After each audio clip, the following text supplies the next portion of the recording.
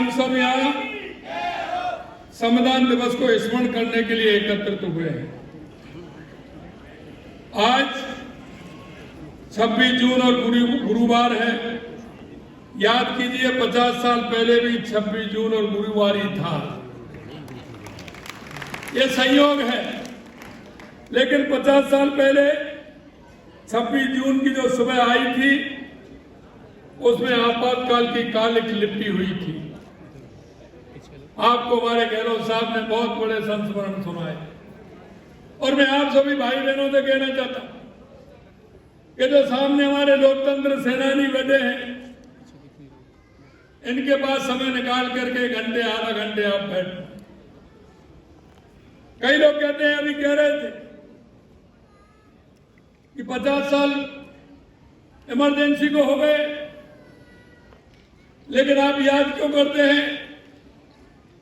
अरे कांग्रेस के लोगों में आपको कहना चाहता हूं,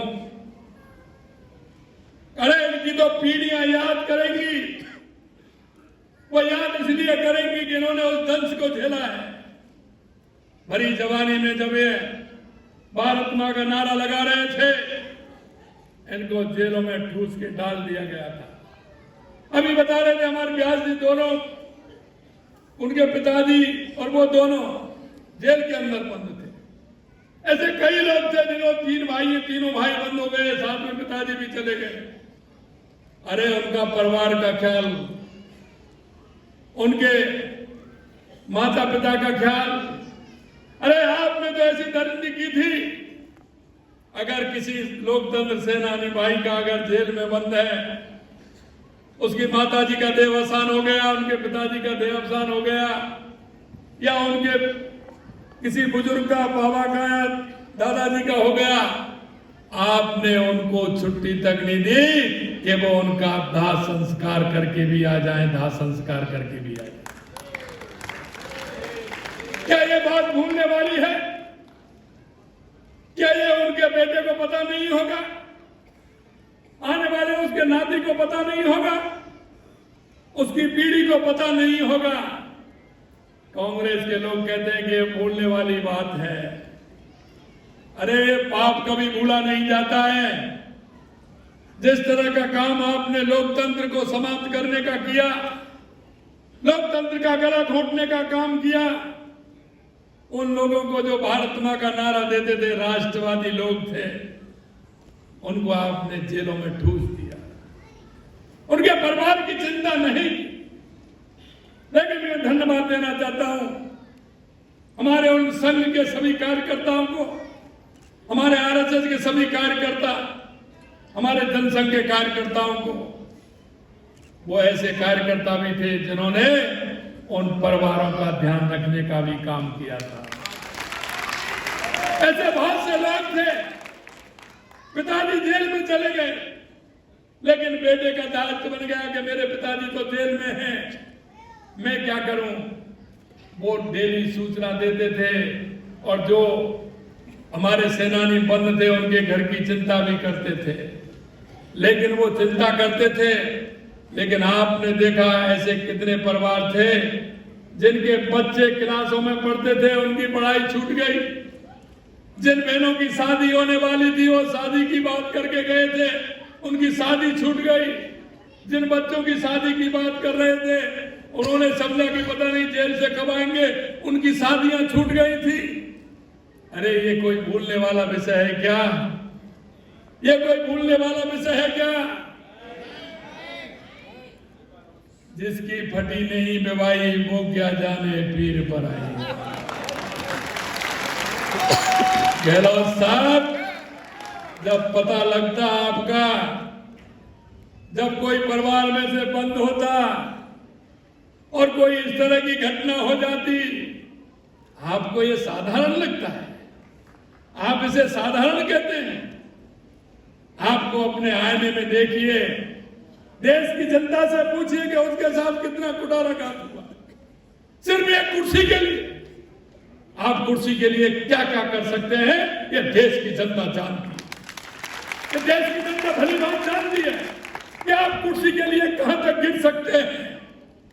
आपने देखा है, आज स्टार्ट कहां से हुई है? स्टार्ट इस देश के बंटवारे से हुआ। महात्मा गांधी जी ने कहा था कि देश का बंटवारा नहीं होना चाहिए। अगर सरदार पटेल देश के प्रधानमंत्री होते तो इस देश का बंटवारा नहीं होता। देश का बंटवारा सिर्फ इस बात पर हुआ था क्योंकि वो प्रधानमंत्री बनना चाहते थे, इसीलिए देश का बंटवारा हुआ। इमरजेंसी इसलिए लगाई की थी कि कोर्ट ने उनके खिलाफ,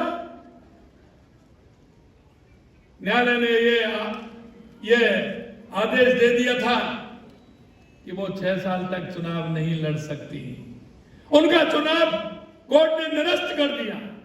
सिर्फ यही तो था, और बताएं क्या था?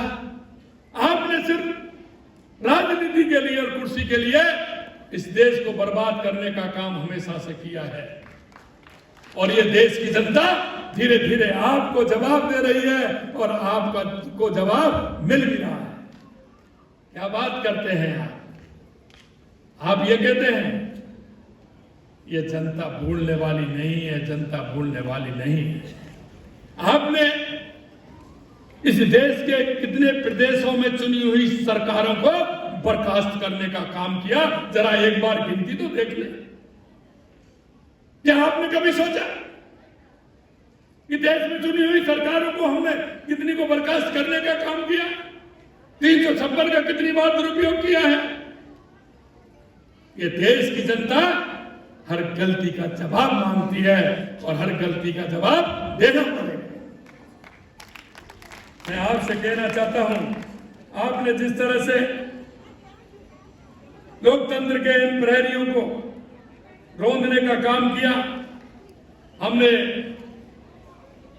जब हमारी सरकार थी माननीय वसुंधरा जी की, क्योंकि इनकी भरपाई कोई नहीं कर सकता, हमने सिर्फ सम्मान देना चाहा और हमने सम्मान दिया हमारे लोकतंत्र सेनानियों को, क्योंकि उनकी स्थिति जिस तरह से की थी कांग्रेस ने, और जैसे ही हमारी सरकार गई, कांग्रेस की सरकार ने आते ही उनका सम्मान भी बंद कर दिया, सम्मान भी बंद कर दिया। अरे आपको ये तो लगना चाहिए था, आप गलती भी मान रहे। मैं सुन रहा था गलती भी मान रहे हैं कि उस समय गलती की थी। अरे गलती की थी तो फिर हमने उन लोकतंत्र सेनानियों को सम्मान दिया हमारी सरकार में, आपने उसको क्यों खत्म कर दिया? आपने उसको क्यों खत्म कर दिया? हमारी सरकार आते ही हमने लोकतंत्र सेनानियों को फिर से सम्मान देने का काम किया, और अब की बार हमने तो कैबिनेट की मीटिंग में लिया है, पूरी तरह से पास गया। चिंता मत करिए, कोई बंद नहीं कर सकता, इनका सम्मान बंद नहीं हो सकता।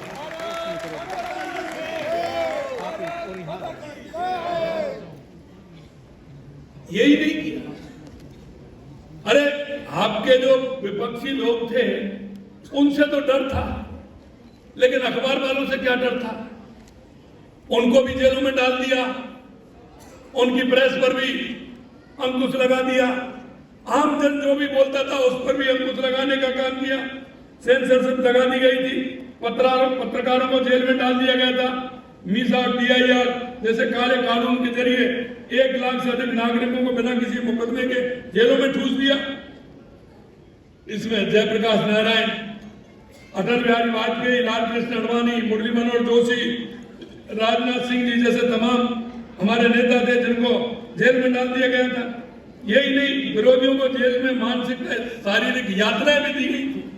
ये मैं बता सकता किस तरह की इनसे व्यवहार किया गया, सिर्फ एक भारत मां का नारा देने के ऊपर। उन्होंने कौन सा ऐसा जुर्म किया था जो उनके अंदर इस तरह की आपने यात्राएं देने की काम सरकार ने किया था? यात्रा ये भी, किसी को दवा की जरूरत होती थी तो दवा भी उनको नहीं मिलती थी, भोजन भी कहने लगे 1 टाइम करिए। क्या स्थिति हुई होगी? मैं धन्यवाद देना चाहता हूं हमारे लोकतंत्र सेनानियों को कि आपने जिस तरह से उस समय आप पर जो प्रहार किए गए थे उनको सहते हुए इस देश के लोकतंत्र को मजबूत करने का काम आप लोगों ने किया।